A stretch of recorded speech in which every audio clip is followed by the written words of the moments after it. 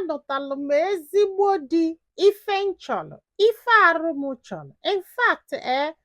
anụtalụ the best man on earth. Like, I am the happiest woman on earth. Mana this guy na-anụ m, mgbe ọ fụrụ m n'ụba m, ọ na-eshekite obere yọta na so ndị be anyị wee nyeli ya aka after the marriage, o wee kwụzialụ chinchin ife niile gaba agaba yọta na ọ sị bụ nne na di efosiala ya n'anya. In fact, na ya so na the proudest woman enwere na Lagos then. Na ya dị very happy due to na di efụrụ ya n'anya na o nwere ife this guy ada emeli. And na this guy ada achụ nwaanyị n'uche nke o na ọ da achụ nwaanyị. In fact, na ya na after God no die, na ya ji this guy wele eme ọnụ. Na ya love si this guy. Si bụ nne na etu ya si wee love this guy bụ na o megodi ya ajọ ife ị na-agụ ya na ebelivuru na ajọ ife ka ọ bụ due to na ya fụrụ di ya n'anya so much. So ọ sị bụ fa bili ọ na-aga o. Ọ sị bụ nne na ya mụtara ụmụaka na-atọ o. Ofu nwoke na nwaanyị na-abụ fa na-abụ bili ife niile na-aga. Ọ sị ma anọgide one day di ya wee kpọọ ya wee sị ya na ọ kakwanụ mma na ọkpọ ụmụaka gaba UK kafaje nọ n'ebe afọ gụọ akwụkwọ and na insecurity dị too much yọta na nke a nọ lụsọsọ ya hia na-abịazi na-evisit fa ya wee tie si ọkwa ya kwuru na ya nwee the best husband on earth, na o nwere onye ọ gbaala ya na ya na-agba when it comes to husband na ya pick the best. Aka na-ekwu di ego nọ na UK o. Ọ sị bụ na ya na ụmụaka wee gaba UK ya wee lụọ wee tisie ụmụaka ya na school fa agụba akwụkwọ ife niile na-aga ọfụma. Ọ sị m oge ọbụla ya na di nọ na fon, oge ọbụla ya na di nọ na fon, kwa abalị ya na di nọ na fon, ihe niile na-aga, ọ na-esend lefe ego, biznes ya na-aga, papa ya na-enye contract, everything working well. Diọkpala ya wee gaba university gasịa wee chọba ọlụ. Mana before nweta ọlụ ịmagolo ka o tisila akwụkwọ, papa ya wee sị anya nata kiafia maka na ya gba na obido ọlụ kịta na ọ ga-ete ekikwe ihe dịka 3 to 4 years before nata yọta na at least ya nata ka anyị na ya na-abụ nọ asị nwoke na nwoke fụ onwefe ka fa kpalịa na ịmago na asị na nna na nwa before obido ọlụ ya wee kwelu ya wee gwadi ọkpali ya dukwa excited wee kwado wee naba ịma na ọdụ only son ya ji wee na alụ onye na papa ya wee nọ. Ọ sị m nne ọkwa ịfụrụ n'ụwa gaa trọst na nwoke o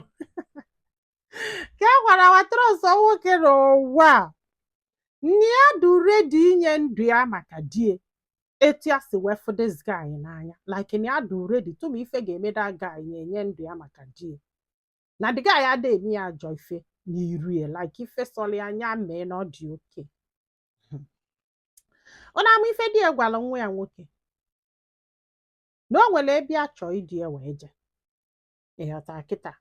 na ife ya ji wee chọọ idi ya wee gaa ebe afọ bụ in case achọ ọnya afụghọ ka ọ ghọta. Mana ọ ga-ekwu ya nkwa na ife enye na-achọ ije gosi ya na ọ gba ngwa mami ya. Ọ sị nwa ya nwoke wee kwalụ. Papa ya wee duru ya wee gaba. Unu ama ebe ọ dị ya wee bata be one lady. Unu ama ife this lady mụọlụ die nwoke na-atọ n'ofu nwaanyị. Fa wee bata o wee kpọpụta ụmụaka wee sị nwa ya nwoke na ụmụaka niile bụ ụmụnne o, na ụmụaka niile bụ ụmụnne na ọ bụkwa na achọ ọnya afụgọ na nwaanyị a ga-akpọta ụmụaka ka fasolu wee rala oke ya ga-ekedobelufe yọta na andị ya gwakwana mami ya na ụmụnne bụ ihe a niile yọta na ọ ma na o nwee ka ije nwoke si wee dụ eyọta kịta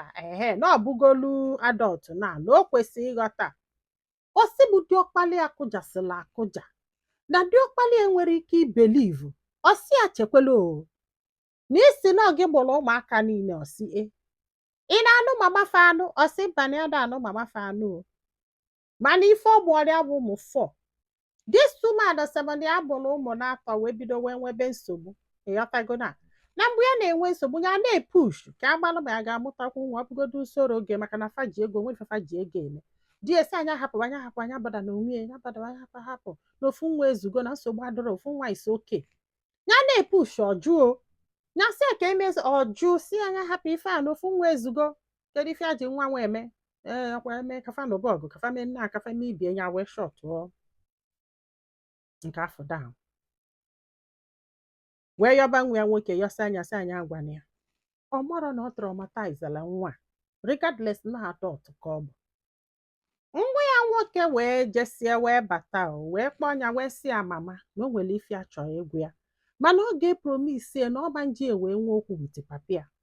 ya sị a kedu ihe ọ sị ya na ọ ga-emegodo promise ya sị ka amara ife bifo ya eme promise ọ sị ya mba na ọ ga-eme promise bifo ya wee gwu ya na ọ bụrụ na ya gwara ya na ya nwere ike ịlalụ ụla maka na nwa nata aghasasị aghasa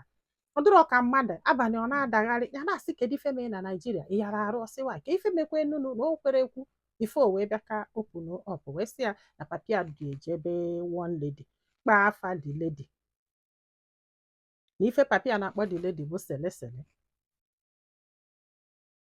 na ọ mụọrị ụmụ na-anọ ụmụ nwoke na-atọ n'ofu nwaanyị ọsịbụ ka diọkpali ya kwụsịrị ya pass out ya pass out agbabia mmiri tibe mkpu kpọba 911 eburu ejebe ụlọ ọgwụ wee triti sie ya wee nata die na-akpọ ya na ekwere epik kọp die na-akpọ ya na ekwere epik ka ọ kpọọ ụmụaka sị ya na arụ adọrọ ma nafa ya wee chekịta ife a ga-eme na ya mụrọ echekịta ife a ga-eme dis man na ya mụrọ tebụl ya anọgide datụba nwa ya nwoke ghọta kịta nwa ya nwoke na-ekwu wee sị ọ bụrụ na ọ chọọ ka fa na-abụ gbaa flight na Naija ka ha fajefu the girl ọ sị bụ nne ya wee kwelụsị na ya ga-eji anya wee fuo ya na-adị ọkpali ya wee gbaa flight wee nata Naija wee jebe na nke nwaanyị a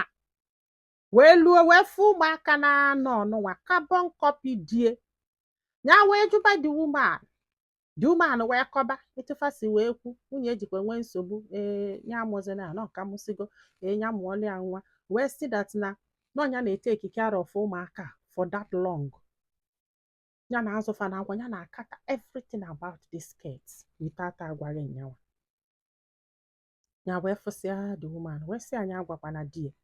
na fasi obodo oyibo wee bịa for ha ịghọtago na ya ga-eji aka wee gwa di emelie surprise gwasị anya ya na nwa ya wee gbakwa flight na fa narụlụ ụlọ jefo dio na fa nọsị na hotel chiga azụ na fa fụrụ dio ọsị m nne alagbu ya isi gbaka anya ya mụrụ ife a ga-eme ya buo ife asị mba ọsị bụ na ofu nwoke ka ya mụta yes na ya ma na ọbụgodo na di ya chọrọ na ọ ka na-egwu ya na mgbe ya na-epushu ka emesoro gị ka eme nna ka eme ibi ọjọọ ya mụrụ na onwego nwaanyị ọzọ dobere sị na ya nọrọ ya nọ ife dị gel gwara ya ife nọ na ya mụrụ nọ ife fa gwara ya ka ya nọ na ya so ka a chesizi nata wee confirm wee sechie ụmụaka pikchọ see jụsịa the woman ajụjụ mesie the woman interview etu ya na di esi wee bido maka na fa ga-eje na fa gokusielu ife dat na the woman ama resist na ife fa gotere echekwe na ya na-atagi wee mepee ọnụ wee kọbalị ya everything wee kọsịalị ya wee chịkọlọfa niile wee na ya wee nalute wee kpọọ nwanne ya nwoke nke nọ na Naija wee kọbalị ya